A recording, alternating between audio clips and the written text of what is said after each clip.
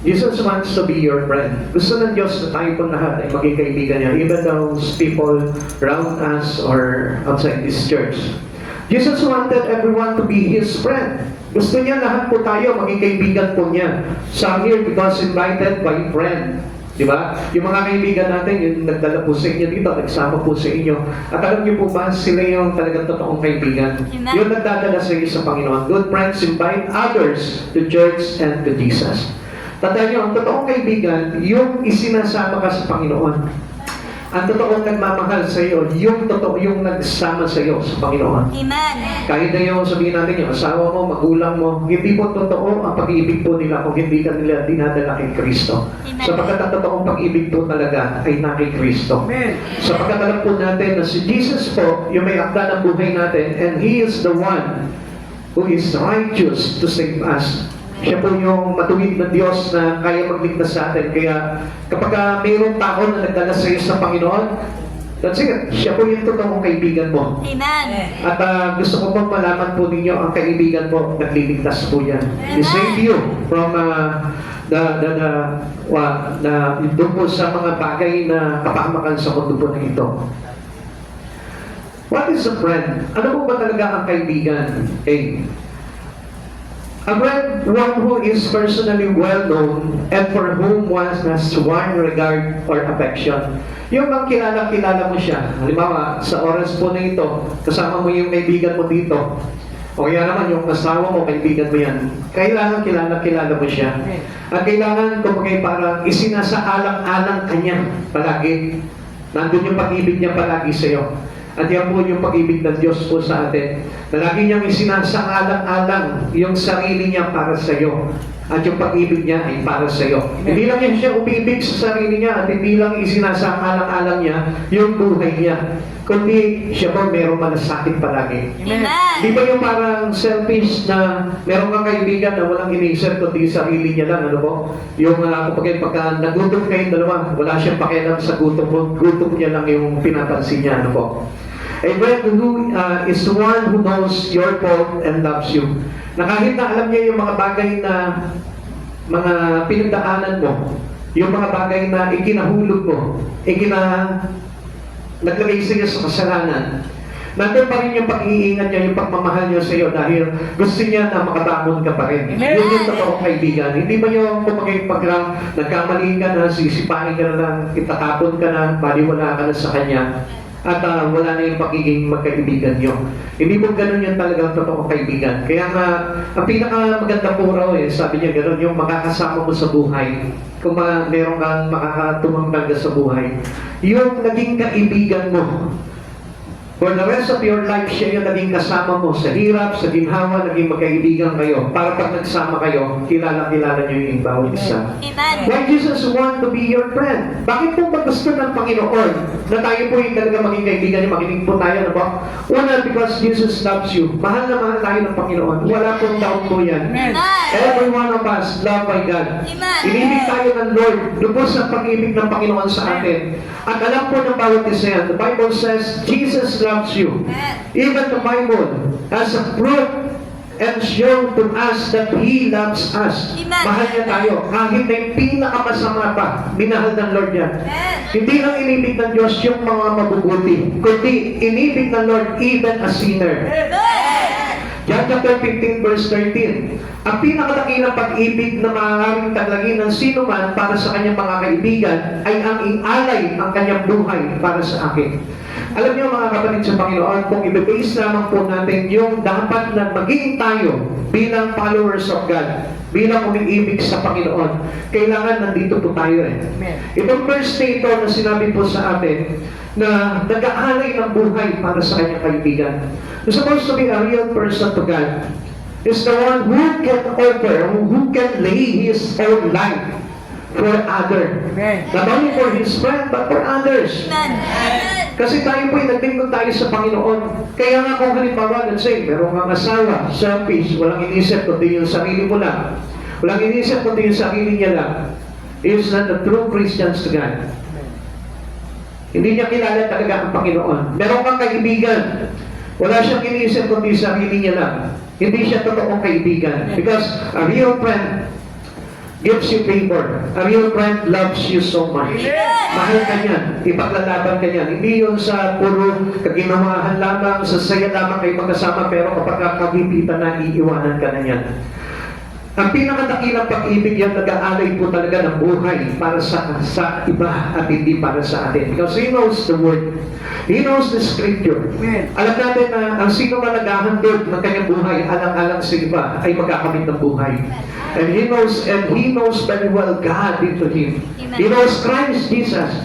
Kilala niya ang Panginoon Jesucristo sa buhay niya. Kaya niya tinutularan ito. And so, kailangan po tayo maging Christ-like po talaga. At yun po yung kailangan maging basihan ng ating pagkatao. Pagdating ng araw, marap tayo sa Panginoon, makita sa atin si Kristo, yung pag-ibig niya, maramdaman niya sa atin. Yung kanyang mapagbigay na pagkatao, makita niya sa atin yun. At yun po yung pagiging Christ-like po natin. Not only to know Jesus Christ in your life, but to set as an example for every one of us. Kailangan po natin tularan po yun. Hindi po ba yung nandito ka ngayon dahil gusto mo lang pagpalain ka ng Diyos. Kundi nandito ka ngayon dahil ipinagtatuloy mo yung pamilya mo na makasama mo pagdating ng araw para sa kaligtasan na inigagawad po sa atin ng Panginoon. Kaya nga mga kapatid sa Panginoon, bakit isang bagay po na tinuturuan po tayo ng Panginoon po dito, na magkaisa po tayo sa lahat ng bagay. Alam niyo po, yung first church, yung unang iglesia po, yung mga alagad ni Kristo ng araw, nagsama-sama po sila, pinagtipon-tipon po nila yung kanilang mga ari-arian, at ipinagbili po ito, at ipinamigay ayon sa pangangailangan ng bawat isa. Amen. Kapatid, ito po yung halimbawa na dapat tularan po ng isang church. Hindi po yung kumbaga kaya ka nagtatrabaho para umasenso lang ang buhay mo. Kundi ang gusto talaga ng Lord, if you know Christ Jesus and if you have Christ Jesus deeply into your heart, gusto ng Lord na talagang mayroong kang simpatya talaga sa puso mula kay Kristo na magawa mo rin yung mga bagay na dapat natin tularan. Because tayo po'y naging bunga po nila. We are the fruit of the first disciple of God. Sila tayo po mismo, naging bunga po nito. The Lord shows His unfailing love. Pinakita po sa atin ng Panginoon yan. Nakilaman yung pag-ibig ng Diyos sa atin, hindi maglalaho yan. Amen. Kaya nga kuminsan, di ba, tayo po, unfair tayo sa Lord eh. Ang Lord, ibig ng ibig po sa atin, lagi tayo minamahal ng Lord. Na kahit na puro pakasalanan na yung ginagawa natin, inibig pa rin tayo ng Panginoon. Na kahit na hindi tayo nagsiseryoso sa panawagan ng Diyos sa buhay po natin as a Christian, pero nandiyan pa rin ang Diyos. Pinaparamdam niya pa rin po sa atin yung pag-ibig niya. He loves when under forsake. Na kapag, di ba, parang iniwan ka na lahat, pero ang Diyos nandiyan pa rin sa tabi mo. Na kahit na parang pinagtabuyan ka na ng pamilya mo, inabandon na ka na. Pero ang Diyos, makikita mo, nandiyan pa rin siya, lalapit pa rin siya, ini-encourage ka pa rin niya, kino-comfort ka pa rin niya, dinadala ka pa rin niya sa Kanya. Kaya nga mga kapatid, sino po ba'y makakagawa ng mga bagay nito? Sabi niya sa atin, He will never leave you nor forsake you. Amen. At yung pangako ng Diyos na ito, tahasan niya, sinabi niya yan sa mga tao na nalig sa Kanya. Sinabi niya na hindi kita iiwan, ipababayaan. Na kahit na paulit-ulit yung ginagawa mong pagtatwa sa Kanya, even though you are 10 times of Peter, you are 10 times of Judas, I tell you, gusto ko po na malaman niyo po dito na ang Lord, He will never leave you nor forsake you. Amen. Hindi ka niya iiwan. Diba kung minsan parang tayo nga, kapag sinungitan na tayo ng tao, baga ako sa buhay mo, wala akong pakialam sa iyo. Ang Lord, hindi eh. Na kahit na istabi-stabi mo ang Panginoon sa buhay mo, paniwalagin mo siya, 20 taong kang hindi mag-church, pero kapag nag-come back ka sa Kanya, makikita mo tuwan-tuwa ang Diyos. Amen. And thousands of angels rejoice. Amen. Kaya napansin niyo po yung mga salita na yun na nakasaad po sa Biblia. Laksa-laksang anghel ang naggagalak sa kalangitan sa isang tao kapag ka nanunumbalik sa Panginoon. Kaya kung mapansinin po natin yan, nanumbalik, ibig sabihin, dati na nakakilala. Dati na siya sa Panginoon. So alam niyo mga kapatid sa Panginoon, ang isang tao, kapag bumalik sa Panginoon, pinapangakuan ng Lord, I will never leave you nor forsake you. Hindi kita iiwan, ipababayaan, kahit na anong mangyari. Kaya ang sabi niya po, 7 times you fail, 7 times you rise up. Ang gusto kasi ng Panginoon po dito, tayo po ay hindi po talaga tuluyang mahiwalay sa Panginoon. Kaya nga, tayo po mismo, ipakita natin, padama natin sa Panginoon yung talagang totoong pag-ibig po natin. Amen. Sabihin din natin sa Lord, Lord, I will never leave you nor forsake you. Hindi rin kita iiwan, hindi kita papabayaan. Na kahit na anong yunto ng buhay ko, Lord, nandiyan ako sa tabi mo. Na kahit na anong kaabalahan ko, Lord, nandiyan palagi ako sa iyo. I will always available to you. Na kahit na tawagin mo ako nasa ikapitong mundo ko, Lord, susunod ako sa iyo. Pupuntahan kita, Lord, dahil kailangan mo ako. Ganun po yung pag-ibig eh. Di ba kung isa, kapag tayo po, ano po, naabala po tayo sa buhay po natin, nakakalimutan na natin yung ating mga kaibigan, ano po. Kung minsan parang kahit na yung asawa natin, nakakalimutan na natin. Minsan sa ating kaabalahan, sa ating mga trabaho, sa ating pagsusumikap, minsan naapektuhan yung mga mahal natin sa buhay. Alam niyo kung bakit? Kasi hindi totoo talaga, hindi ganun kalalim talaga yung pag-ibig. Pero kapag ka lumalalim na yung pag-ibig mo, halos ayaw mo na humiwalay sa asawa mo yan. Ayaw mo na parang magkaalayo kayo. Ayaw mo na parang lumayo ka at hindi mo siya nakikita. Ang hirap mo nun, di ba? Kapag ka ikaw mo po yung talaga na in love. Kapag ka halimbawa ikaw meron kang kaibigan, ano po, gusto mo yung kahit na gabi magkasama kayong matulog, na kahit siya magpunta, nandun ka rin. Nakakala ko nga meron na kayong something, pero yung pala magkaibigan lang kayo, ano po? Relate po ba tayo doon? Meron po ba gano'n? O wala tayong pakialam? Kapatid sa Panginoon, because our love was came from Christ Jesus. Ganun yung pag-ibig po talaga ng ating Panginoong Jesucristo. Tulog ka na, gising pa siya. Pagod ka na siya, hindi pa rin napapagod. Dahil gusto niya na i-extend niya sa iyo yung lakas niyon para sa iyo. Para hindi kayo lubusan talaga na magapi ng mundong ito. He loves in spite of our sin. Na kahit na nagkakasala po tayo, tignan mo ang buti ng Lord. Every one of us got sin. Lahat tayo na nandito ngayon may kasalanan. Kahapon lang nakagawa ka ng kasalanan. Kanina lang nakagawa ka ng kasalanan. Kahapon lang nakaisip ka ng mali. Pero still you are here. Bakit? Because you are welcome to God. Because you are already accepted. Kaya kanya ginawang kaibigan dahil pinapakita niya sa iyo that you are really accepted.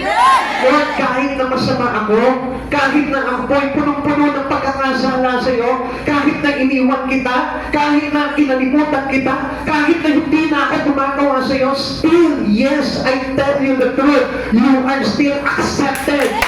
Kahit na galit ka sa ministry na ito, kahit na isinusumpa mo that all the people here is toxic to you, but still, yet ang Lord dinala ka niya dito dahil mahal ka ng Diyos.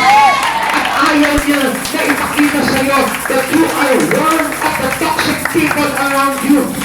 Hindi niya sinabi, ikaw din toxic kayo. Hindi niya sinabi noon. Kundi ang sinasabi sa iyo ng Lord, I love you. The greatest things that you can learn from the mouth of God is the words, I love you. The whole things that is written here is the word, I love you. Hindi lang natin nababatid na lahat ng isinulat ng Diyos dito ay nagsasabi sa ating, anak, mahal kita. Amen. Mahal ka ng Diyos. At ayaw ka niya na mawala. Na kahit na ang sama-sama ng ugali ko, ang sama-sama ng ugali mo, is still ang Lord, is still humble before you, and said to you, and speaking to your ears that He loves you so much. Ang ka ng Diyos eh. Kaya lang, alam nyo, ang pinakamasakit sa Lord po dito, hindi niya maramdaman yung pag-ibig natin. Pero continuously, hanggang hindi dumarating ang Panginoon, yung kanyang pag-ibig nag-overflow pa yan sa mundong ito. Amen. Come on! Gusto ko na malaman mo, lahat ng mga estratehiya ng Panginoon, ginamit niya na sa iyo, kaya lang hindi mo nakita yun. Nilagyan ka ng pagsubok sa buhay para lumapit ka sa Kanya. Binigyan ka ng karamdaman para lumapit ka sa Kanya. Binigyan ka ng pagpapala para lumapit ka at magpasalamat ka sa Kanya. Ibinalik niya sa iyo yung mga bagay na nawala sa iyo para lamang magpasalamat ka sa Kanya. But then still, hindi mo pa rin pinakita yung pag-ibig mo sa Kanya. Alam niyo, kung minsan, ang meaning po ng problema sa buhay natin is God's love. Bakit po kaya? Kung wala kang problema, hindi ka magiging successful. Dahil kung lahat tayo wala tayong problema dito, sino ang tatawaging matagumpay na tao? Wala. Because there is no challenge. Pag wala kang challenge sa buhay na ito, you cannot be successful. Amen. Minsan natutuwa tayo ng bakit? Graduate naman ako. Maganda ang trabaho ko. Pero, ano nangyari? Bakit naging matagumpay ka? It is because of God's love. Amen. Because He treated you as His friend. Not only friend, but a loving friend to Jesus. Mahal ka ng Diyos eh. Sabi po ng 1 Timothy chapter 1 verse 5, ang layunin ng tagubilin ito ay upang magkaroon kayo ng pag-ibig na nagmumula sa pusong dalisay, malinis na buti, at tapat na pananampalataya. So kaya po pala ganito ang ginagawa sa atin ng Lord because He wanted you to adopt this kind of love of God. Yung pag-ibig na yun ang gustong isiksik sa puso mo. Amen. Hindi na yung kapag halimbawa, nagmamahal ka sa kaibigan mo, oy, kasi ikaw kaibigan ko dahil ang dami mong ginawang pamor sa akin, okay, magkaibigan tayo, alam kita. Pero hindi ka tulad nito. Wala nang ginawa sa akin, kundi lagi na lang magpalibre. Lahat na lang may libre. Lahat na lang gusto libre. Amen. Ayoko sa Kanya. Pero ang Lord, alam mo, mas inibig niya yung mga gusto-gusto laging magpalibre. Gusto-gusto niya yung laging parang gusto mong hihingi pa lagi sa Kanya. Bakit natutuwa siya? Kaya nga alam niyo kung minsan, tayo po'y nagkakaroon ng tinatawag na emptiness and lackness in life. Alam niyo kung bakit? Para manghingi ka sa Kanya. Habang humihingi ka sa Panginoon, napaparangalan kasi ang kamay. Amen. Kaya nga, sabi po sa atin ng Panginoon, ano po, kapag humihingi kayo, napaparangalan ang Ama. Because every time that you call for the name of Christ Jesus, we glorify the Father. Amen. Kaya nga kapatid sa Panginoon, ano po ba yung bagay nito? How to have these things? How to have this love that coming from God? Una-una sabi niya po dito that we must have a love from a pure. Meron tayong pag-ibig na nagmumula sa pusong talisay. Kailangan daw po yung pag-ibig natin malinis. Amen. Amen. Hindi mo ngayon, inibig mo yun dahil may kailangan ka sa Kanya. Ginawa mo siya kaibigan dahil mayaman eh. Maraming koneksyon. Bababa ka pa naman ito. Anak ni Mayor. Yeah? Kaya parang tayo, parang tayo. Samantalang yung anak mo ang magbabasura lamang doon sa kapitbahay mo na hindi mo maituring na kaibigan. Na kahit na mayroon siyang konting kita, isinishare niya sa iyo. Dahil gusto kanya maging kaibigan. Kawawa naman po sila, no? Pero kapag nabalitaan mo, wow! Galing ito sa mga talagang sagrado de pamilya. Ito yung mga gusto kong kaibigan. Anak ng mayor, anak ng senador, anak ng kontraktor. Yun yung gusto natin maging kaibigan kasi mayaman. Pagka humingi ako ng pagor, wow, bibigyan ako ng favor nito. Pero ito, nangangalakal lang. Halos gutom. Paano ang gagawin kaibigan ito? Amen? Hindi ko naman pwedeng gamitin hirmin yung kanyang kariton para naman po ako mamasyal. Samantalang ito, may van. Merong super grandia. Di ba? Super ka kasi. Yung pag-ibig kasi natin, kuminsan mayabang. Amen? Amen. Mayabang kasi kuminsan yung pag-ibig natin, mapagmataas. Kaya nga, ang sabi ng Lord dito, dapat na nagmumula sa pusong talisay. And how to have this? We must have a good conscience. Meron po tayong malinis na budhi. Na kailangan po na hindi tayo nakipagkaibigan sa tao o hindi tayo nagmahal sa tao dahil lamang sa mga bagay. Na gusto lamang po natin na dahil sa motibo natin, kaya natin siya ginawang kaibigan. Pero sino po dito yung halimbawa parang ang sungit-sungit sa kanya ginawa niyang kaibigan? Meron mo ba? Ayaw niya, di ba? Pagka masungit na yan, ako yung kaibigan sa manang ugali niya eh. Pero ang Lord, yan yung gusto maging kaibigan ng Lord. Bakit? Kasi you want this person to be like His kind of love. Gusto niya itong tao na ito maging katulad ng pag-ibig niya. Gusto niya pabago ang buhay. Ikaw, kapag halimbawa, itong tao na ito, ay talagang wala nang ginawa sa iyo, kundi puro kasiraan na lang. Kakaibiganin mo ba yan? Hindi mo gagawin kaibigan yan. Pero, take note, ang mga Kristiyano ayaw nilang kaibigan. Pero yung mga taong wala sa Diyos, gusto nilang kaibigan. Pero alam niyo, ang Diyos ganito.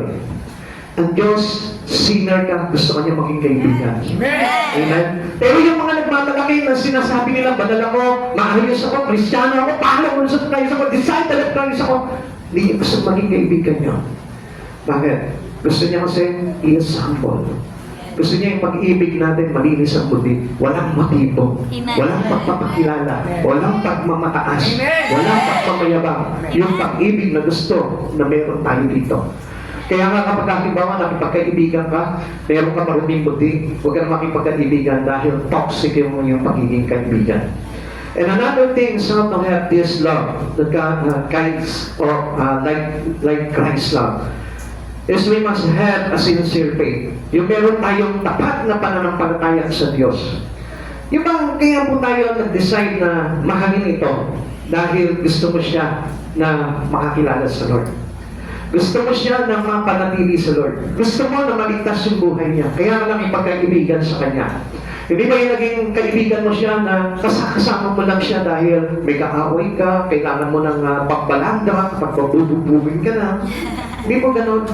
Yung tapat na pananampalataya, ibig sabihin na kay Kristo. Yung bang gusto mo ng kaibigan, yung bang may magbabayad ng utang mo. Diba? Kapag wala ka ng pagbayad, sabihin mo, yung utang mo, bayaran mo. Diba? Hindi mo yung ganun eh. Amen? Relate po ba tayo doon? Hindi na po tayo makapagsalita, matuloy na lamang po natin. Pero ito po yung katotohanan po talaga. This is not cause insult to us by God. Kundi sinasabi lang sa atin ng Panginoon yung katotohanan po. Na hindi naman po talaga katulad ng pag-ibig ng Diyos yung pag-ibig po natin. Hindi katulad ng attitude ng Diyos yung attitude natin. Kasi kahit po lumalapit tayo sa Panginoon. Bakit tayo lumalapit sa Panginoon? To learn about these things in God. Amen. Kaya tayo lumalapit sa Panginoon kasi gusto ng Lord na ituro sa iyo yung mga bagay na yun. Ituro sa iyo yung mabuting pakikipagkaibigan. Ituro sa iyo yung mabuting pagmamahal. Ituro sa iyo ng Diyos yung pagiging mabuting tao. Yung pagiging mabuting taong Diyos. Yun yung gustong ituro sa ating ng Panginoon para na sa ganun hindi tayo mapahamak sa buhay. The cross proves that we are His friend and love Him. Alam niyo ba, pinatunayan niya sa cross yung pag-ibig niya sa atin. Kung bakit itong cross na ito naging larawan, ito yung naging simbolo ng love. And it is not the heart. Minsan heart tayo, ganyan tayo ng ganyan, ano po. Pero hindi po ito yung talagang real love. The symbol of the real love is cross. Amen. Dahil kasi ang Diyos hinandog niya yung kanyang sarili para lamang sa pag-ibig sa atin. Amen. At alam niyo, kung hindi tayo sa pag-ibig ng Diyos, hindi tayo maliligtas. Lahat po tayo magtatagpisan sa impyerno. Wala po tayong walang sino man sa ating makakarating sa kalangitan. Sapagkat ano po sabi po ng Biblia? Verse 30, greater love hath no man than this. He laid down His life for His friend. Ito po yung pinakadakila sa lahat, yung mag-alay ng kanyang buhay para sa kanyang mahal na kaibigan. Kapatid, sino po sa atin nagsakripisyo na para sa kaibigan niya? Sino po sa atin nagsakripisyo na para sa kapitbahay niya? No one. Minsan hindi natin magawa yun. Minsan hindi natin maisakripisyo yung para sa ating sarili, para sa kapakanan ng iba.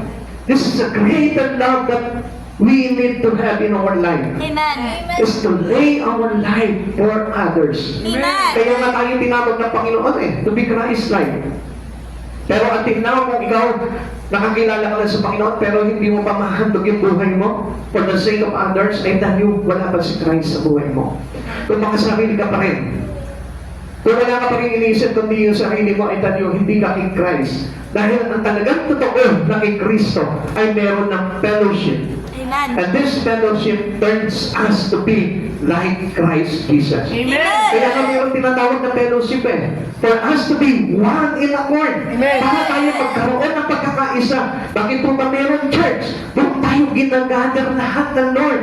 Everyone who's saved by God was being gathered into the church. And this church is the sign of unity in Christ. Amen. At doon tayo nagkakaisa. Doon tayo pinagkaupo-upo ng Panginoon at magiging isa sa pananampalataya, isa sa Espiritu, isa sa pag-ibig ni Kristo. At gusto ko malaman mo, yung mga katabi mo ngayon, dapat mahalin mo yan. At yung mga nasa likod mo, yung nasa harap mo, lahat na nandito ngayon, kailangan mahalin mo yan. Amen. Yung sinasabi ng toxic people of the church, I'll tell you, dapat matutunan mo mahalin yan. Or else, mababaliktad yung bagay na yun. Because God won't call the people toxic. He called us as children. Tinawag tayo ng Panginoon bilang kanyang mga anak. And He called us friend. Amen? Amen. Tinawag tayong kaibigan ng Lord. And He was threatened us to be His servant. Dahil ang sabi niya po dito, dahil ang kaibigan ay pinagpapahayagan ng lahat ng kanyang narinig mula sa Ama. Subalit ang kanyang alipin ay hindi nakakaunawa. Kaya mga kapatid sa Panginoon, tingnan niyo po ito. Do not stay as a servant. What I mean here, you are servant, yes. Pero to be a servant to the King, hindi niya na tayo tinrato ng gano'n eh. Tinrato niya na tayo bilang kanyang kaibigan. Sabagat dahil ang alipin daw, sabi niya gano'n ay hindi nakakaunawa. Bakit? Kasi ang baba, masyado ng tingin sa sarili. Pero tingnan niyo ang Lord, ha? Ang Lord, sabi niya gano'n, humble yourself before the Lord and He will lift you up. Na kapag tayo nagpapakumbaba sa Panginoon and mostly those servant of God, He will raise someday. Itinataas ng Diyos yan. Doon po nakuha yung concept na yun. Na kung saan tayo po mismo, pag tayo naglingkod sa Panginoon, we have the humbleness to God and soon we will raise you up. Amen. Pataas tayo ng Panginoon. Amen. Yun yung konsepto po ng pag-ibig ng Diyos eh. Inibig niya yung mga taong outcast. Inibig niya yung mga makasalanan. Kasi gusto niya na pagdating ng araw, maiangat niya yan, maitaas niya yung mga tao na yan. Amen. Ikalawa, Jesus will accept you as your friend. You are. Alam niyo kung bakit tayo gusto maging kaibigan ng Panginoon? Kasi gusto tayong tanggapin ng Lord eh. Every one of us will be accepted. Even though whatever happens, sin into you, kahit ano yung mga kasalanan na yun, kahit ano yung mga pagkakamali na yun, gusto ng Diyos talaga na maging kaibigan po tayo. Why? Because He wanted to show you that you are really accepted to Him. Tinanggap ka na ng Diyos. Amen. Kaya lang ang tanong dito, tinanggap mo na ba siya? Tandaan po natin, ang Diyos hindi tayo iniwan, hindi tayo pinabayaan. Ang Diyos laging kasama natin kahit saan labanan. Siya po yung nagtatanggol sa atin. Siya po yung matibay na muog. Siya po yung shield. Siya po yung portion natin. Siya yung strong tower natin. Amen. And we know na ang Diyos kailanman hindi tayo iniwan. Kaya nga, yun yung paglalarawan ng accepted. Come on, listen to this.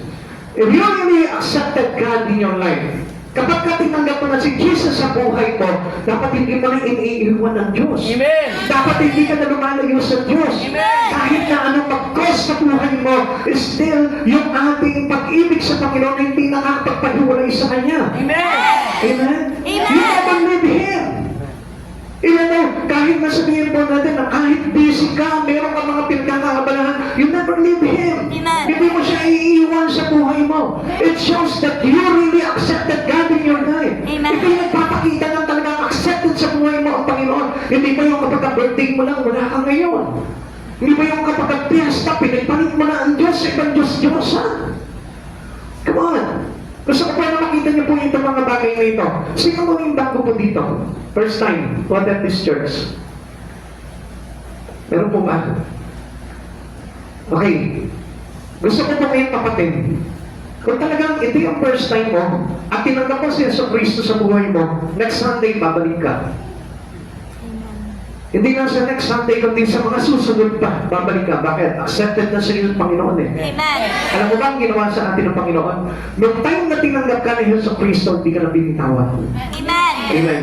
So tingin mo lang, dahil marami kang problema, alam mo, binitawan ka ng Panginoon, pero hindi mo ba alam, yun yung nagpapag-deepen, nagpapalalim ng pagtawag sa iyo ng Panginoon. Kaya lang, dapat marinig mo sa tenga mo yun at maunawaan mo. Katulad po ng sinabi po sa Luke 24 verse 45, binuksan ang kanilang mga isip upang maunawaan nila ang salita ng Diyos. Amen. Ang salita ng Diyos ay katotohanan. Amen. Na naglalagay po sa atin para maunawaan natin yung mga bagay na gustong mangyari ng Diyos sa buhay mo. Sino ulit dito yung mga bago? First time lang. Gusto ko malaman mo, pag talagang tinanggap mo si Yesu Cristo sa buhay mo, babalikan mo ang Diyos. Hindi mo lilibanan ng Diyos. Amen. Alam mo bakit? Kasi ang pagpapakita talaga that God is accepted to you, ipapakita mo sa Kanya na babalik-balikan mo siya. Sino dito yung mayroong naging unang kaibigan? Ngayon lang, yung first time mo siya maging kaibigan. Sino dito? Yung may mga bagong kaibigan. Ha? Meron? Taas ang kamay, huwag kayo maya. Pag mayroon kang bagong kaibigan, babalik-balikan mo yung kaibigan mo yan. Amen? Huwag mo sasabihin kaibigan mo ito kung hindi mo nababalikan. Amen? Amen. Sino mo dito yung merong bagong love life? Taas ang kamay. Siyempre, hindi kayo aamin, ano? Ha? Sino dito yung mga bagong kasal? Ha? Wala? O sino na dito yung dating kinasal? Wala, hindi rin kayo kasal. Ayun, hindi nyo naman tanggap yung asawa nyo ngayon. Hello? Hindi na, balikan nyo sila. At sinamahan nyo na siya. At sinabi nyo sa kanya, I will never leave you nor forsake you. Amen? Amen. Hindi nyo sinabi sa kanya yun? Hindi na kita iiwan, hindi na kita pababayaan. Hindi nyo sinabi yun? Naku, pagka hindi mo sinabi yun, delikado ka dyan. Pag mayroong kang bago, gusto mo lagi mong kasama. Pero dapat for the rest of your life, kasama mo siya. Amen. Dahil mahalaga na siya sa iyo. At ganun po yung pag-ibig ng Diyos sa atin. Because we are accepted by God. Amen. Hindi na tayo hihiwalay ng Panginoon. Amen. Sino po dito yung ilang beses siya nang iniwan ng Panginoon? Ha? Nasa kamay? Nahihiya kayo? Okay, mahiya. The truth will set us free. Pero hindi mo ba nakita ang Diyos hindi ka iniwan? Amen. Diba? Sinasabi nga natin minsan, ano ba? Tingnan nyo. Sinasabi mo minsan, oh, di ba? Kahit naman wala ako dyan sa church na yan, nandiyan pa rin ang Diyos sa akin. Why? Because you are accepted. Still accepted. Amen. Lagi kang tinatanggap ng Lord. Amen. Magkamali ka ng paulit-ulit, acceptable ka pa rin sa Panginoon. Bakit? Kasi hanggat ikaw'y nabubuhay, hanggat hindi pa bumabalik si Kristo, may pag-asa ka, tanggap ka ni Kristo. Basta wag mo siya nakakalimutan. Basta kailangan matutunan mo siya hanggat hindi tumabalik pa ang Panginoong Jesucristo, matutunan mo siyang maging accepted sa iyo. Amen. Amen. We can see that Jesus made us His friend, meaning we are accepted. Jesus tells us the words of God. He loves us. Sabi ko nga sa inyo, the deep meaning of the Bible is God's love us. Ang pinakamalalim talaga kahulugan ng Biblia ay pag-ibig ng Diyos para sa atin. Amen. Kaya nga, He loves all the sinner. Wala mga makasalanan hindi inibig ng Diyos. Kaya nga lang po, like Judas, ito po si Judas, ito po ay lumayo sa Panginoon. He lived Jesus. Iniwalayan niya ang Panginoon, iniwan niya ang Lord, kaya hindi po siya na-win ng ating Panginoon. Kapatid, isang bagay lamang po yung sasabihin ko sa inyo, huwag mong hihiwalay ang Panginoon. If you really and truly accepted God, huwag ka nang hihiwalay sa Panginoon. Kahit na ano pa yung bagay ng mga mangyari sa buhay mo, kawalan man yan, karamdaman man yan, o mga pagsubok sa buhay, huwag mo nang iiwanan ng Diyos sa buhay mo. Dahil yun yung nagpapatunay na tayo po ay accepted and He is accepted to us. Amen. Kapatid, tandaan po natin ito. Napakahalaga po nito. Ang pagiging kaibigan ng Panginoong Jesucristo ay nagpapakita po sa atin na tayo po yung tinanggap ng Diyos. Kaya ang kaibigan ay hindi nangiiwan. Amen? Pag meron kang kaibigan na lagi kang iniiwan at binabaliwala ka, hindi kaibigan ang tawag po doon. Amen? Amen. Hindi siya kaibigan. Dahil ang totoong kaibigan ay katulad ni Jesucristo na kailanman hindi ka iniwan, hindi ka pinabayaan. Amen. Na kahit na mabigat yung iyong mga pinagdadaanan, makikita mo, kaibigan siyang tapat at parang totoong kapatid. Amen? Amen. That's not us while we are sinner. Inibig tayo ng Panginoon nung tayo po yung makasalanan pa. Roman chapter 5 verse 8. Ngunit ipinalaban ng Diyos ang kanyang pag-ibig sa atin nang mamatay si Kristo para sa atin noong tayo yung makasalanan pa. This is where the blood of Jesus is real.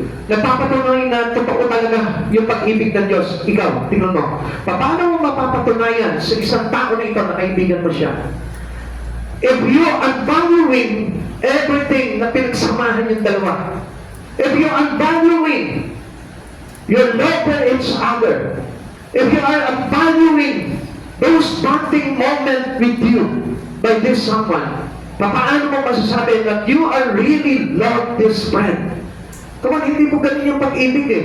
Ang pag-ibig ng Diyos, tayo inibig ng Diyos, makasalanan pa tayo. Hindi niya yung sinabi sa atin, sige, minamahal kita, pagbago ka muna. Amen?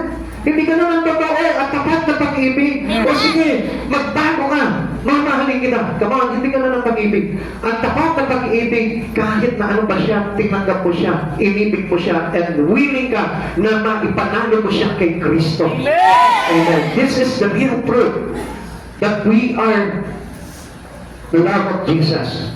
Na kapag talaga tayo mahal ng Panginoon, hindi mo kailanman itataboy mo yung pag-ibig mo yun sa iyong kaibigan. He loved us while we were enemies. Minahal tayo ng Panginoon nung tayo kaaway pa niya eh. Tingnan mo mga kapatid sa Panginoon, every one of us, pag may kaaway ka na, kahit yung best friend mo, hindi mo na siya tuturing best friend. Kahit nga friend na lang, hindi mo na siya tuturing pag nakaaway mo na siya. Ganito po yung pag-ibig po natin. Masyado makasarili. Masyado nakatuon lamang sa sarili niya. At hindi doon sa mga bagay na talagang pinagsamahan po nila bilang mga magkaibigan. Romans chapter 5 verse 10. Dati tayo yung mga kaaway ng Diyos, ngunit tinanggapan niya tayo bilang mga kaibigan sa pamamagitan ng pagkamatay ng kanyang anak. At dahil dito, tiyak na maliligtas tayo sapagkat si Kristo ay buhay. Dati tayo mga makasalanan, kaaway ng Diyos. Alam mo kapatid sa Panginoon, even now, may tuturing pa rin tayong kaaway ng Diyos kung tayo po mismo hindi natin alam itong pagiging kaibigan ng Diyos. Dahil until now, pinagpapagalan pa rin po tayo ng Panginoon. Until now, tayo pa rin mo ay ine-encourage pa rin ng Lord sa buhay po natin. Kaya nga hindi po natin ma-value yung mga bagay sa Panginoon eh. Hindi ganoon ka-treasure sa puso po ng tao ang Diyos sa buhay po nila. Kaya nga kung mapapansin po natin, dapat nga po kapag talagang totoo na tayo na hindi na mga kaaway ng Diyos, dapat nga po lagi natin kasama ang Lord. Amen. We are gathering together with God. We have the fellowship, a great fellowship, a loving fellowship with the Lord. Amen. Lagi na tayo nandun. Kasama na tayo palagi ng Panginoon. Kaisa na tayo palagi ng Panginoon sa lahat ng gawain niya, sa kanyang mission, sa kanyang mga vision, sa lahat ng mga activities and event na itinatatag ng Panginoon, kasama na po tayo doon.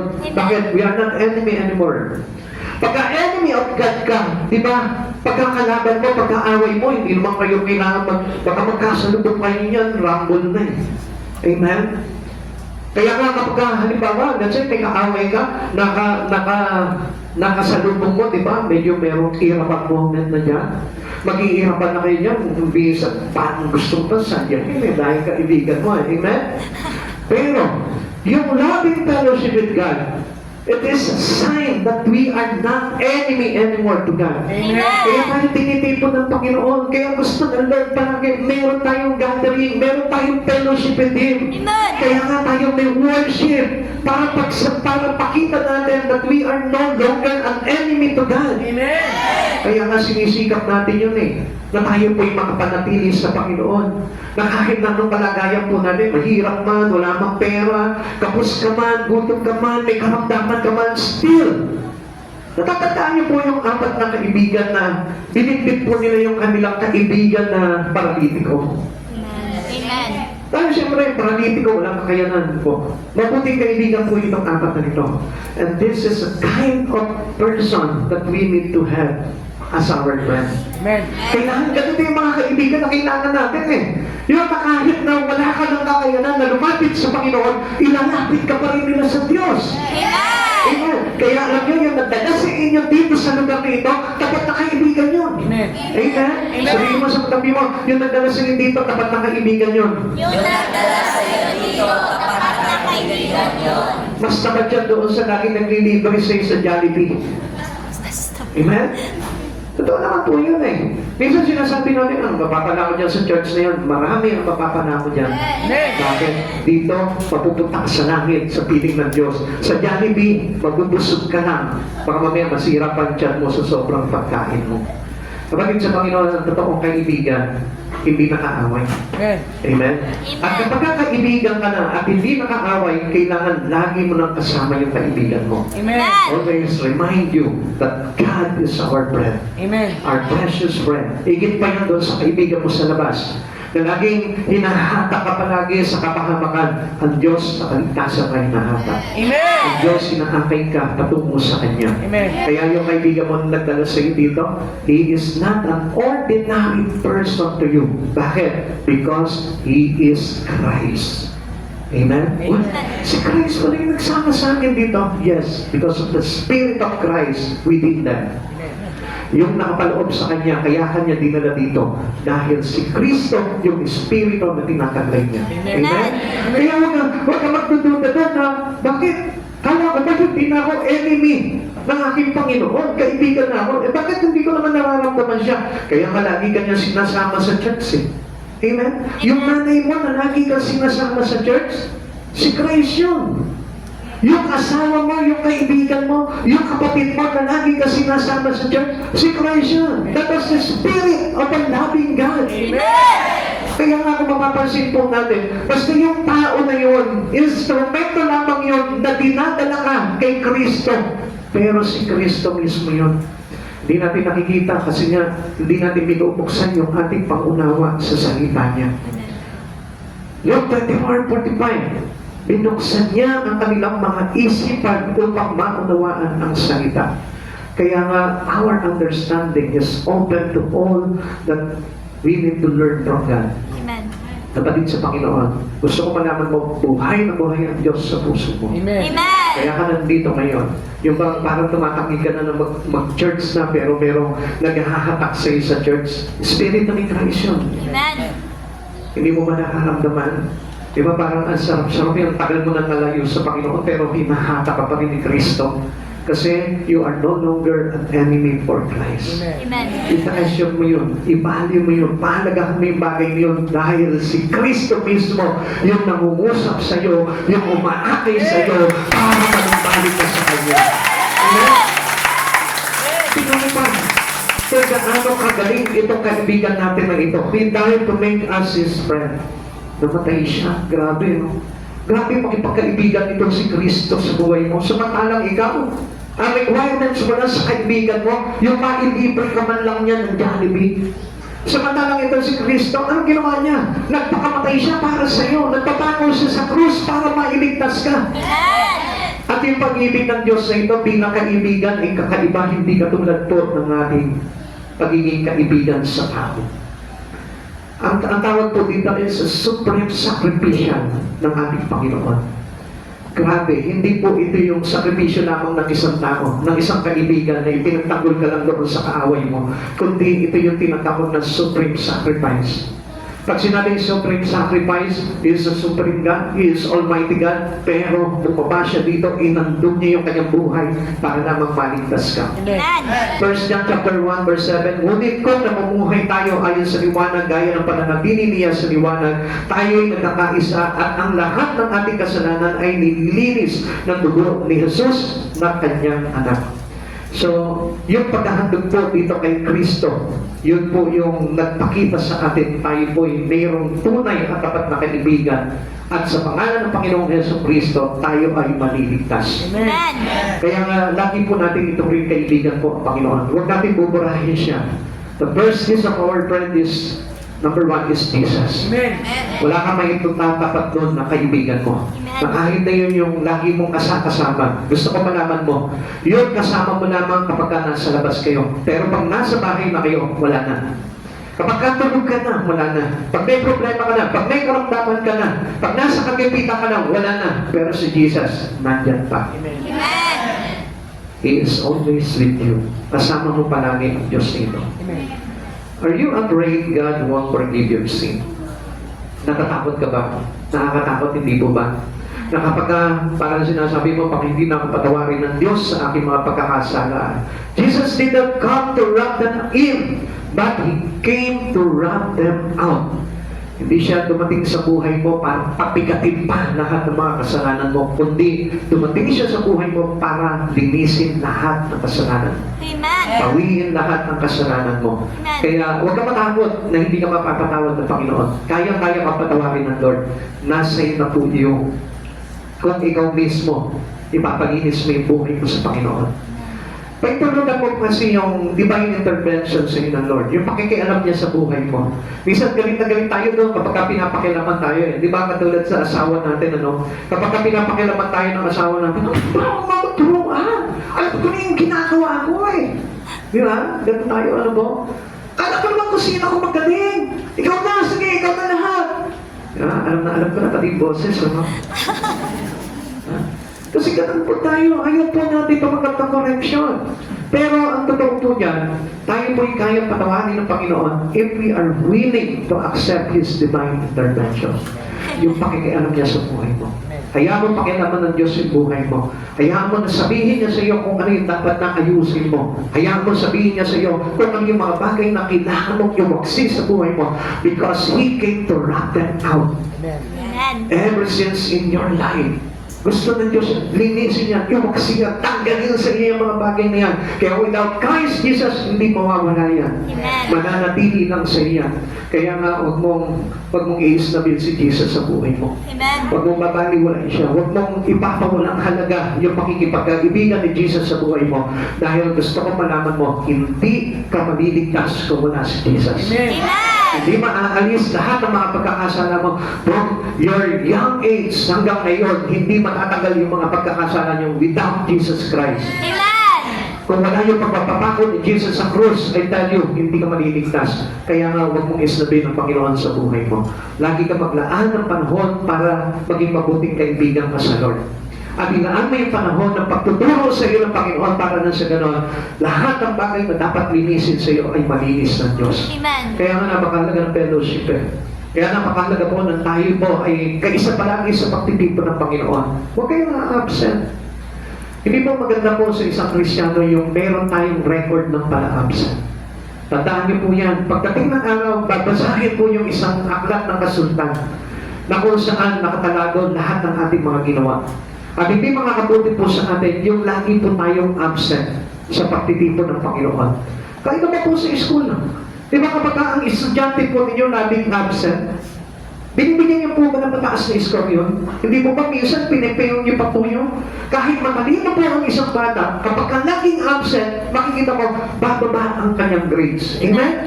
So ibig sabihin, there is an impact. Yung ating attendance, pagdating sa Lord, there is also an impact.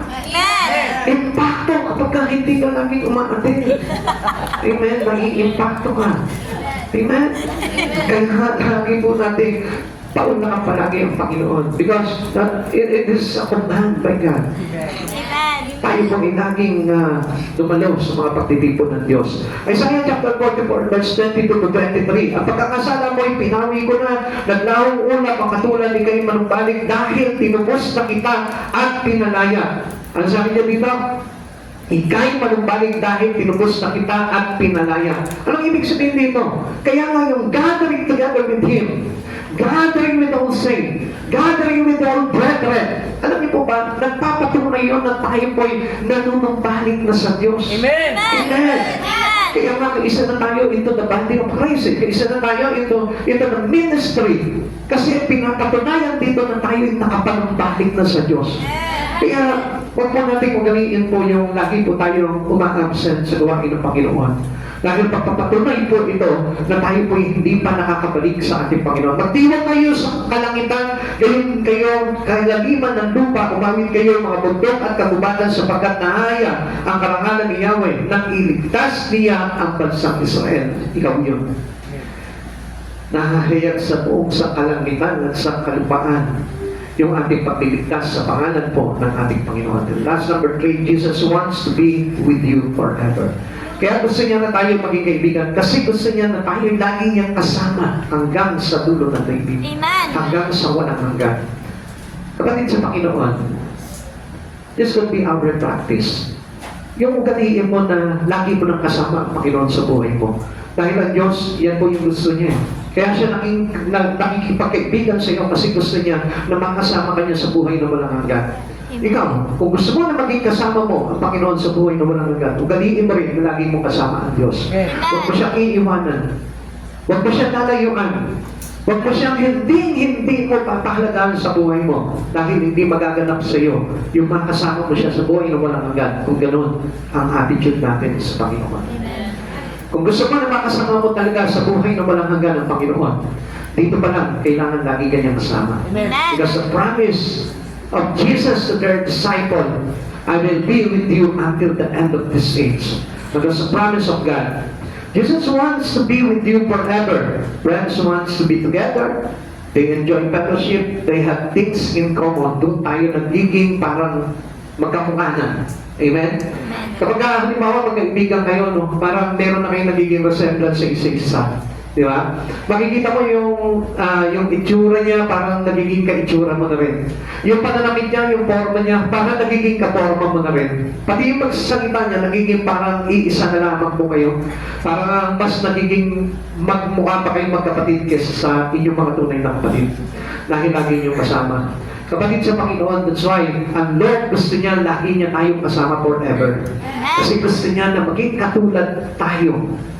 Gusto ng Diyos na ito maging katulad tayo niya. Amen. Gusto ng Panginoon na ito na may tulad tayo sa Kanya. Kaya gusto ng Panginoon na ito na lagi niya po tayong kasama. Amen. Kaya kapatid sa Panginoon, tignan niyo po ito. Minsan kapag matagal ka nang hindi nakaka-attend ng church, parang naninibago ka. Amen? Kapag matagal ka nang hindi nagtataas na kamay umakawin sa Kanya, di ba parang naninibago ka? Parang nahihiya ka na. Pero kapag lagi kang nag-worship, lagi ka nag-pray, parang common na lamang. Parang natural na lamang yung ginagawa mo. Ako naranasan ko nga po nung minsan na hindi po talaga ako nakakapag-pray. Nung mag-pray po ako, halos nahihirapan po talaga ako umusan talaga ng panalangin. Noong time na ilang linggo ka lang na hindi makapag-preach, hindi makapagpahayag, maninibago ka. Everything will be suddenly changed. Amen. Kapag tayo po ay nalayo sa Panginoon, may mga bagay na parang nawawala sa atin. At hindi naman po natin nakikita yung bagay ngayon because it is Spirit. Sa Spirit na lahat ng bagay ngayon. At kapag lagi mo kasama ang Panginoon, hindi ba parang laging parang ang lapit-lapit mo sa Diyos? Laging nararamdaman mo ang Diyos. Laging kumagay parang nakikinig ka na sa salita ng Diyos, parang dinudurog na yung puso mo. Bakit? Kasi sanay ka na lagi mong kasama siya. Parang nalapit-lapit na ng Lord. Na kapag halimbawa meron ka ng troubles na nararamdaman dito, parang makikita mo parang inaakbayan ka agad ng Panginoon. Ramdam mo na agad yung bagay niyo. Pero kapag nawawala ka sa Kanya, parang hinahanap mo, Lord, bakit ganito? Hindi ko na maranasan ng Panginoon sa buhay ko. It is because we are setting apart from Him. We set our life from Him. Do not separate your life. Huwag mong ihiwalay sa Panginoon. Kasi ang Diyos mismo gusto Kanyang kasama hanggang sa buhay na walang hanggan. John 15:16, hindi kayo ang pumili sa akin, ako ang pumili sa inyo. Hinirang ko kayo upang kayo humayo at magbunga at manatili ang inyong bunga sa gayon. Ang anumang hingin ninyo sa Ama, sa aking pangalan ay ibibigay sa inyo. Alam niyo po ba, itong last part na ito, yung sinabi po dito, sa gayon, ang anumang hingin ninyo sa Ama, sa aking pangalan, ay ibibigay sa inyo. Alam niyo po ba kung anong pinapakita niyan? Hindi lang yung madaling humingi, kundi your closeness. Amen. Di ba kapag close mo ang isang tao, ang bilis mo humingi? Amen. Halimbawa, sa asawa mo, wala akong pera ngayon eh. Pero subukan mo yan doon sa kapitbahay mo. Sabihin mo siya, uy, hindi naman pera dyan. Baka mabatukan ka na. Amen. Pero kapag halimbawa sa talagang close friend mo, pagka sinabi mo, meron ko dyan friend. Sige no. Pero kapag hindi mo kaibigan, wala. Yeah. Ang tendency, ang hirap talagang humingi. Amen? Pero sa Lord, ang pinapakita niya dito, sabi niya, sa gayon, ang anumang hingin ninyo sa Ama, sa aking pangalan, ay ibibigay sa inyo. Amen. Bakit? Because you are close to Him. Na kapag yung ating close relation or intimate or deeper relation natin sa Panginoon, ang daling humingi sa Lord. Andiyan agad palagi ang Lord. Amen. Katulad na lang yung mga testimony niyo na kapag halimbawa mayroong mga ganong kaganapan, andyan na palagi ang Lord. Nandun agad yung tulong ng Lord. Bakit? Kasi lagi kang active sa Kanya. Tinuring mo siyang kaibigan, tinuring mo siyang close friend. Kaya nga, doon sa mga bagay na yun, hindi naman talaga tayo yung unang nakipagkaibigan sa Kanya. Siya yung unang lumapit sa iyo. at nag-approach sa'yo, can you be my friend? Lagi niyang inaabot sa iyo ang kamay niya. Sinasabi niya sa'yo, pwede ba kita maging kaibigan? Huwag mo naman sasaan ng paniwalaan. Pagka inabot niya sa iyo yung kamay niya, at sinabi sa iyo ng Panginoong Jesucristo, pwede ba kita maging kaibigan? Yes, Lord, I will. Gusto kita maging kaibigan din. Tanggapin mo na si Kristo sa buhay mo. Because closeness, intimacy, deepens your relations to our God. Amen. Tandaan po natin yan, doon lumalalim po yung ating relasyon sa Panginoon. Kaya pag may mga bagay na pinagagawa sa iyo, Panginoon, gawin mo agad yun. Fellowship yun ng Lord yun. Pagpapakita yun na talagang tayo po ay maging kaibigan ng Panginoon. Jesus promises about His eternal fellowship. Pinangako niya po yan sa mga kaibigan niya, sa mga taong nananalig sa Kanya. Sabi niya, I will be with you always. Matthew chapter 28, verse 20. Turuan ninyo sila sumunod sa lahat ng inuutos ko sa inyo. Tandaan ninyo, ako'y laging kasama ninyo hanggang sa katapusan ng panahon. Kasama tayo ng Lord. As His promise for us, kapag tayo natutupo sa mga tinuturo ng Panginoon, ano sabi niya? I will be with you. Kapag natuto ka doon sa fellowship na yun with God, kapag natuto ka doon sa mga bagay na itinuro niya ayon sa salita ng Diyos, kasama natin siya. Amen. Kapag marunong tayo sumunod sa Panginoon, kasama natin siya. Amen. Hindi tayo iiwan ng Panginoon. I will never leave thee, nor forsake thee. Hindi tayo kailanman iiwan at pababayaan ng Panginoon. Amen. Jesus wants you to be with Him in heaven. Gusto ng Diyos na ito. Lahat po tayo na nandito ngayon, walang mentis po yan. Sinasabi ng Lord, gusto kita, kasama kita pagdating ng araw doon sa aming kaharian. Amen. Gusto ko na kasama kita. Ayaw ng Lord na dito pa lamang, napapahamak ka na. Kaya nga sabi niya nga, turuan niyo silang sumunod sa lahat ng pinag-uutos ko. Tandaan ninyo, ako'y laging sa inyo hanggang sa katapusan ng sanlibutan. If we learn a lot of things na tinuturo sa atin ng Panginoon, gusto kong malaman ko, kapag natutunan mo sundin ang lahat ng mga bagay na tinuturo sa ng Panginoon, you will be with Him. Amen. Kailanman hindi ka iiwanan ng Panginoon. Kasama natin palagi ang Panginoon sa lahat ng laban natin, sa lahat ng mga bagay at pangyayari sa buhay natin, kasama natin ang Diyos. Amen. And until the day that Jesus come, makikita mo isasama ka niya doon sa kaharian. Amen.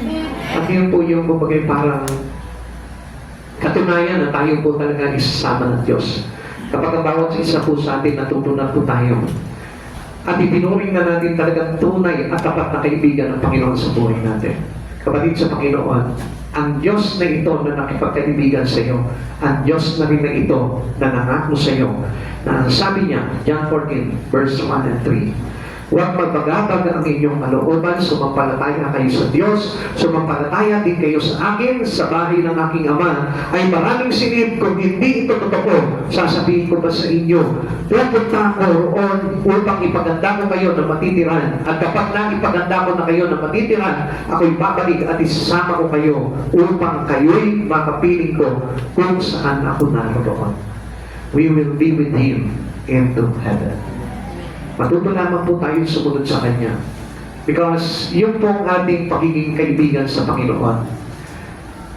All people who treat Him to be His friend are those people who is learned how to obey God. Yung mga taong natutong sumunod sa Kanya.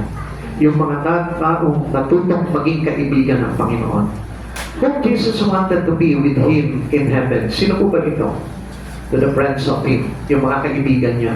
Kaya ngayon pa lamang ituring mo ng kaibigan ng Diyos sa buhay mo. To those prepared people, yung mga nagsisipaganda bago dumating pa ang Panginoon. To those who call sa lahat ng mga tinawag ng Panginoon. Kung alam mo na mayroong mapagtawag sa Panginoon, paunlakan mo ang Lord. Huwag nang bibigoyin ng Panginoon doon dahil isa po itong tanda ng pakikipagkaibigan sa iyo ng Panginoon. To those who accept and believe, sa lahat ng mga tumanggap at nanalig sa Kanya, and to those who share Jesus, His Lord, raise Him from death. Tayo po yung pinangakuan ng Diyos ng Kanyang kalangitan. Kaya mga kapatid sa Panginoon, maging makipagkaibigan ka sa Kanya. Amen. And one thing to show that we are a friend to Jesus, always proclaim, Romans chapter 10 verse 9, Kung ipinapahayag ng inyong bibig na si Jesus ay Panginoon at kung puso kang sumasampalataya na siya'y muling binuhay ng Diyos, maliligtas ka. Being a friend of God, we proclaim that Jesus is Lord and He will raise from His dead. Kapatid sa Panginoon, ito yung mga kaibigan ng Diyos. Yung naging ipinagsisigawan nila si Kristo sa lahat ng tao. Amen. Yung ipinapakilala nila si Yesu Kristo sa lahat ng mga kaibigan din nila. Yung laging nasa puso nila si Yesu Kristo. Yun yung mga isasama ng Diyos doon sa kanyang kalwalatian pagdating ng araw. Amen. So shall we ever be with the Lord? 1 Thessalonians chapter 4 verse 17. Pagkatapos tayo namang mga buhay pa at nagtitira na ititipunin sa alapaap kasama ng mga binuhay upang salubungin ang Panginoon sa impapawid sa gayon makakapiling natin siya magpakailanman. Tayo po yan. Kaya nga, patatagin po natin yung pananampalataya natin sa Panginoon. We are as being friends to God. Diba? Ang magkaibigan, pinagtitipay nila yung kanilang pagkakaibigan. Ang mga magkakaibigan, diba? Marami silang mga bagay na pinagsasalo-saluhan sa buhay. Even memories. Hindi po nila parang kinakalimutan yung mga memories nila with each other. Bakit? Kasi pinagtitibay po nila yung kanilang relasyon bilang mga magkakaibigan. Yun din po yung kailangan natin. Na tayo po ipagtibayin po natin, tayong mga natitira pa. Pagtibayin natin yung ating pananampalataya sa Diyos para pagdating ng araw, isasama niya po tayo, ipapalig niya po tayo doon sa kanyang kalangitan. Heaven will compensate for trials here. Yung lahat ng mga paghihirap natin dito, lahat ng mga pagsubok natin dito, lahat ng pagtitiis natin dito, lahat po yan, mayroon pong kapalit na gantimpala po siya sa buhay na walang hanggan. Kaya nga kung halimbawa nagtitiis ka ng hirap dahil sa paglilingkod mo sa Panginoon bilang kaibigan mo, at hindi lamang nagtitiis ka dahil sa mga pansangili mo po lamang, gusto ko mo malaman po ninyo, ang pagtitiis ng hirap para sa Panginoon ay may karampatan gantimpala sa buhay na walang hanggan. Subalit ang pagtitiis ng hirap para sa sarili po lamang ay nauuwi sa kapahamakan. Kapatid sa Panginoon, nahirapan ka na sa mundong ito dahil sa sarili mo po lamang. Tapos pagdating ng araw, meron pa pong pagdurusa doon sa Hades. Kapatid sa Panginoon, magtiis ka na ng hirap para kay Kristo. Para sa mga bagay na gusto mong gawin at para makita sa buhay mo si Yesu Cristo. Para pagdating ng araw, yung pagtitiis na yun ay gagantimpalaan ng Diyos ng kagalakan sa buhay na walang hanggan.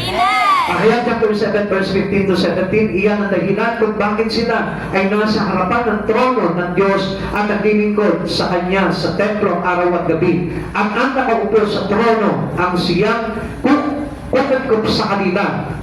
Hindi na sila magugutom ni mangunguhan man, hindi na rin sila mabibilad sa araw at mapapaso ng anumang matinding init, sapagkat ang borderong nasa gitna ng trono ang magiging pastol niya. Sila'y gagabayan niya sa mga bukal na tubig na nagbibigay buhay at papahirin ng Diyos ang bawat luha ng kanilang mga mata. Ano po yung pinapakita sa atin ng Lord dito? Our sacrificial service to God. Kaya napakahalaga po ng paglilingkod sa Panginoon. Ang paglilingkod sa Panginoon ay hindi matatawaran sa isang tao. Sapagkat ang sino man naglilingkod sa Panginoon, nagpapakahirap, nagsasakripisyo para sa kalwalatian ng Panginoon, para sa glory ng Panginoon, I tell you, pagdating ng araw, ano sabi niya? Luluwalatiin po sila doon sa kanyang kalangitan. Lahat ng mga bagay na ito, VIP, treatment in heaven. Amen. Even in heaven, makita niyo po, meron siyang itinuturing na mga VIP, mahalaga sa kanya. Alam niyo kung sino po yun? Yung mga nagpakasakit ng buhay para kay Kristo. Yung mga nagtiis ng hirap para kay Kristo. Yung mga nagpakulong para lamang kay Kristo. Yung nagpakalangay para lamang kay Kristo.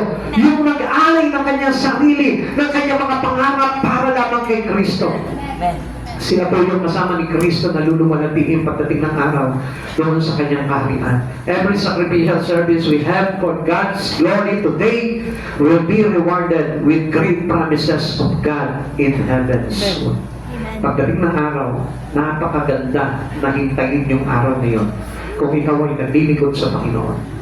Kapatid, wag lamang puro trabaho, wag lamang puro pakita ng pera, kundi paglaanan mo rin ang panahon ng Panginoon sa buhay mo. Huwag lamang puro pag-aaral. Huwag lamang puro pakikipagkaibigan sa mundong ito. Makipagkaibigan ka rin sa Diyos. Huwag lamang puro tahanan. Huwag lamang puro kapritsyohan. Huwag lamang puro makasanlibutan, kundi isipin mo rin yung buhay na walang hanggan sa piling ng ating Panginoon. Amen. Kung meron ka dapat na ikatakot sa buhay mo, yung mamiss mo, yung paghahari ng Diyos pagdating ng araw sa kanyang harian. Be Jesus' friend.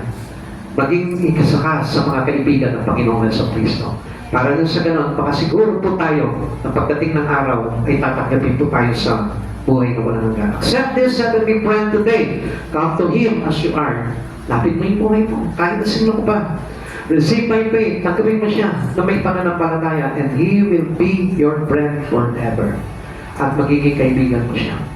Di mahirap maging kaibigan ng Panginoon. Mas mahirap ang kaibiganin yung kapitbahay mo. Mas mahirap ang kaibiganin yung kaklase mo, yung katrabaho mo. Mas mahirap pa silang pakisamahan sapagkat ang Diyos na ito, madali lamang po. He is approachable. He is reachable. Napakadali po natin akutin ng Panginoon na ito sa buhay natin. Ikaw lamang yung hinihintay ng Lord. Kahit saan lumalog ka, inaabot ng Diyos yung kanyang kamay. Let's be friends. Gusto niyo makipagkaibigan sa iyo, kapatid, sa oras na ito, gusto ko po na malaman mo yung kamay ng Diyos na inaabot niya sa iyo. Kung tatanggapin mo at aabutin mo yung kamay ng Diyos na ito, mula sa oras na ito, magkaibigan na kayo. He is our trusted friend. At kapag ikaw naging trusted friend ka rin kay Jesus, I tell you, tiyak na makapagbilang ka sa kaharian ng Diyos pagdating ng araw. Tayo po lahat na magsitayo.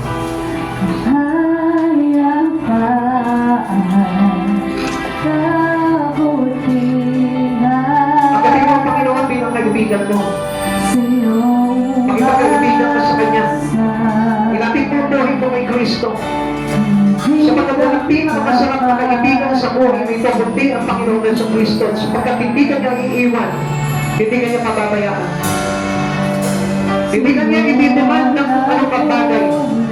Kundi ang gusto niya lamang, lumakad ka ng matuwid, kasama mo palagi ang presensya ng ating Panginoon. Pagkaanan mo siya, you are a friend of Him. At sa oras nito, kapatid, kumakatok siya sa puso mo.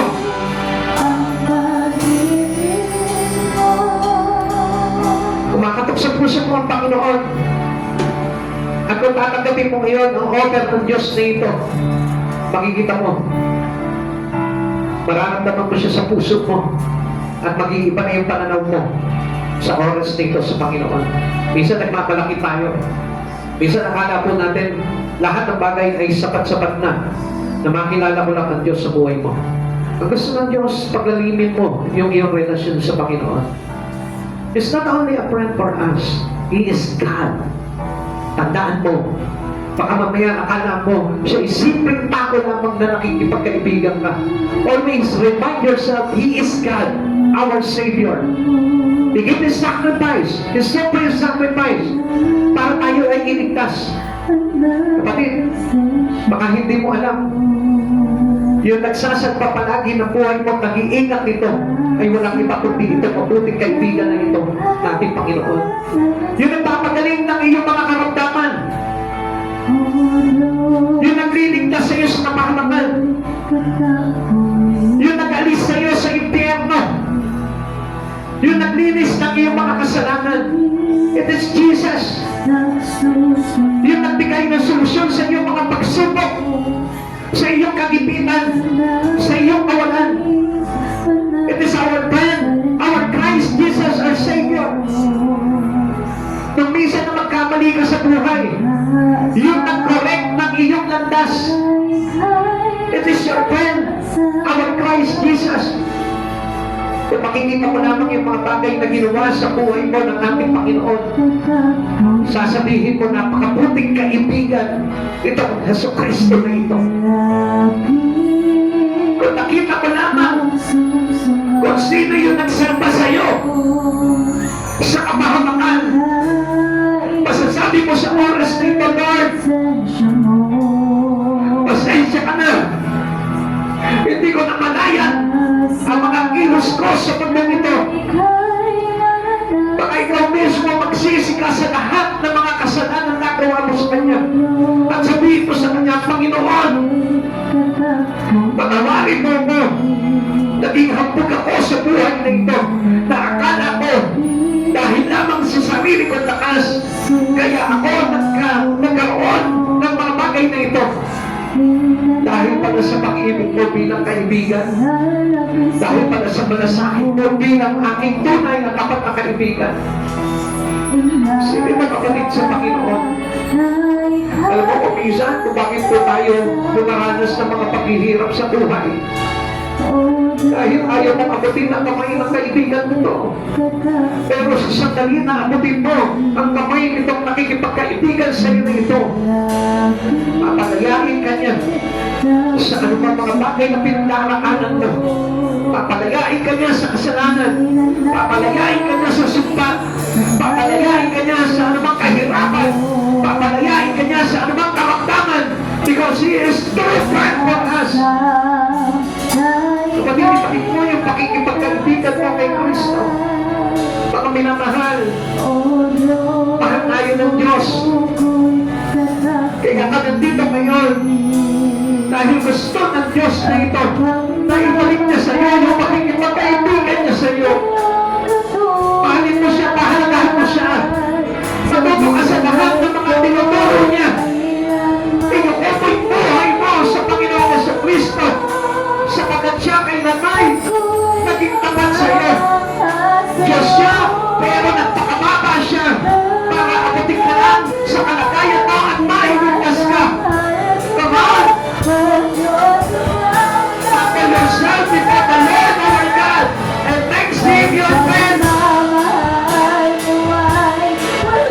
Walang katulad ng pag-ibig ng Diyos sa iyo.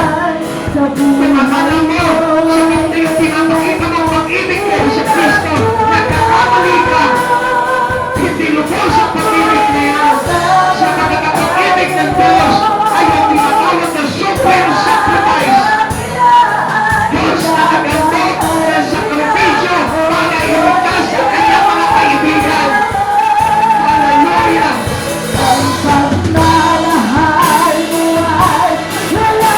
Pinupuri kita, Panginoon Jesus.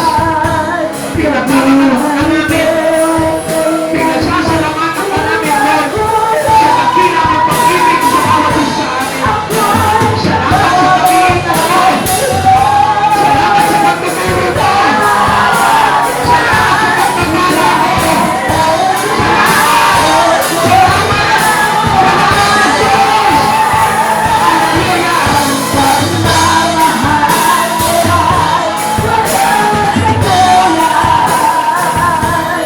Hallelujah!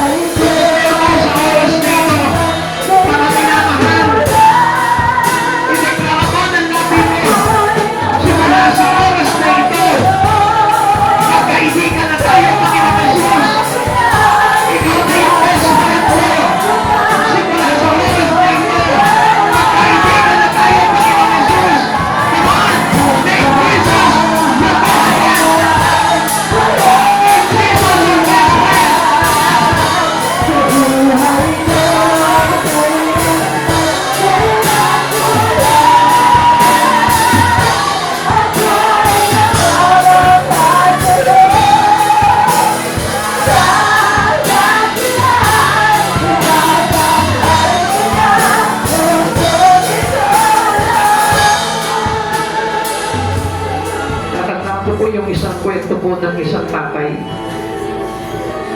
na habang bumabagtas po sila, patungo sila sa isang outing, kasama niya yung kanyang buong pamilya. Sila po ay mananampalataya ng Panginoong Jesucristo.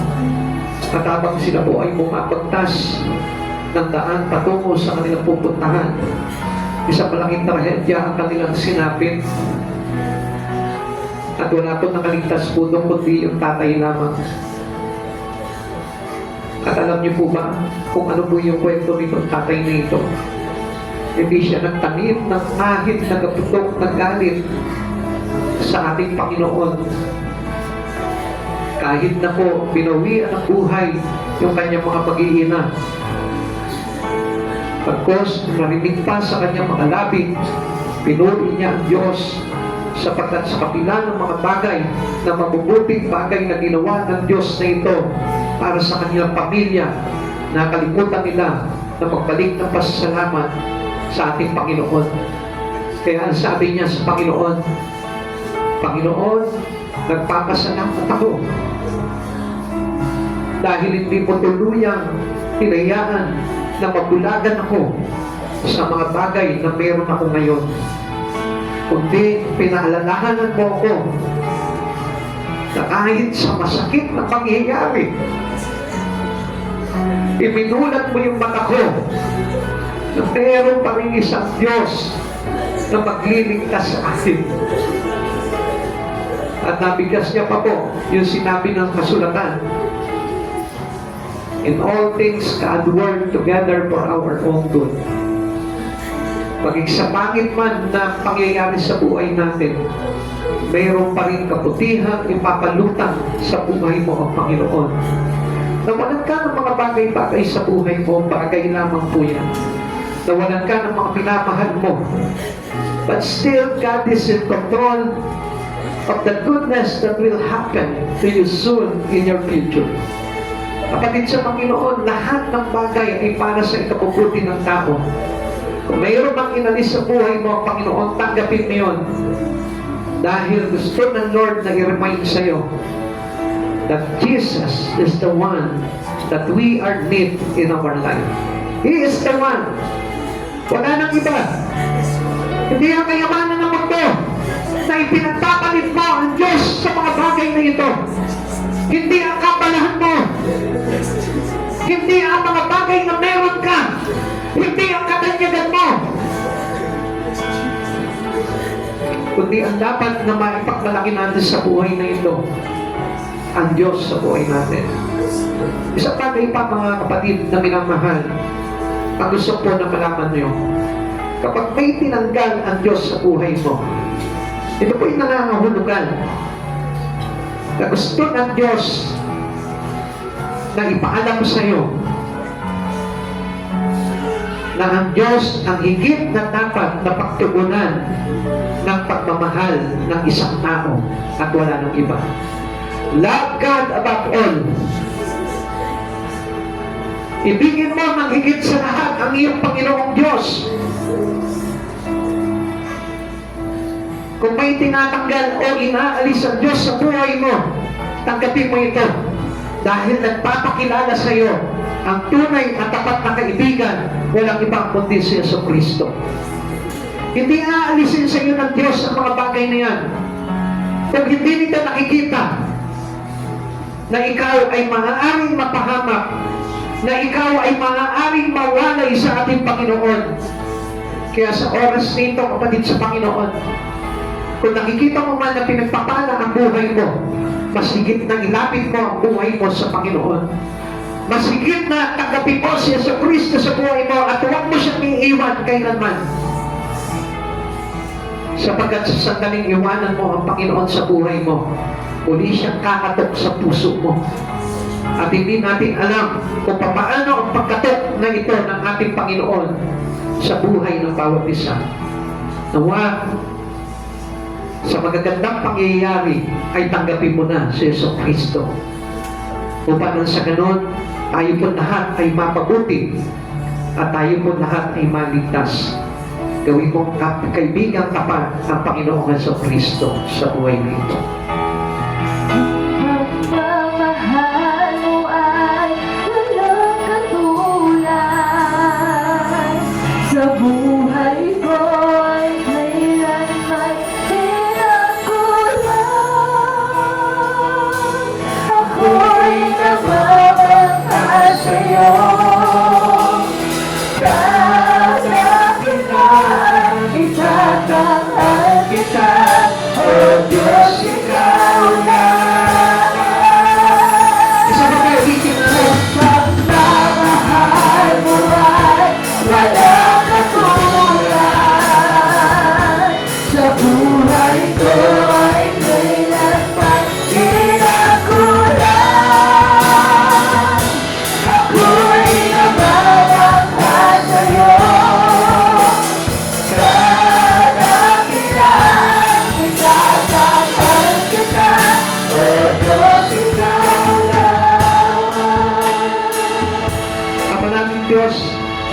Patuloy po kami nagpapasalamat sa iyo, O God, na patuloy mong kinakatok ang aming mga puso, Lord, upang patuloy kami na makalapit bilang iyong mga tapat na kaibigan, upang nang sa ganon, makabahagi kami, Panginoon, sa iyong kaluwalhatian pagdating ng araw.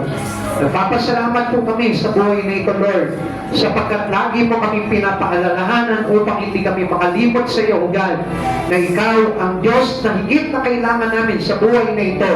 Higit pa sa anumang bagay, higit pa sa kayamanan ng mundo, higit pa sa mga bagay na pinapahalagahan namin sa buhay na ito, Lord. Panginoong Yesus, maraming salamat po, Lord. At sa oras dito, Lord, binigyan mo ng liwanag sa aming mga isipan at maging sa aming espiritu, Panginoon, ang kahalagahan, Panginoon, ng pagiging kaibigan mo. Salamat sa tunay at tapat na pag-ibig mo sa amin, O God, na naglagay sa amin sa kaligtasan sa buhay na walang hanggan.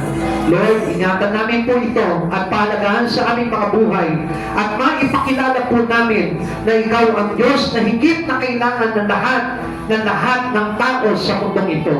Maraming salamat po, dakilang Diyos, at dalangin ko po, Panginoon, na pagpapala at pagmamahal mo, Panginoon, ay dumaloy sa buhay ng bawat isa sa amin na narito ngayon.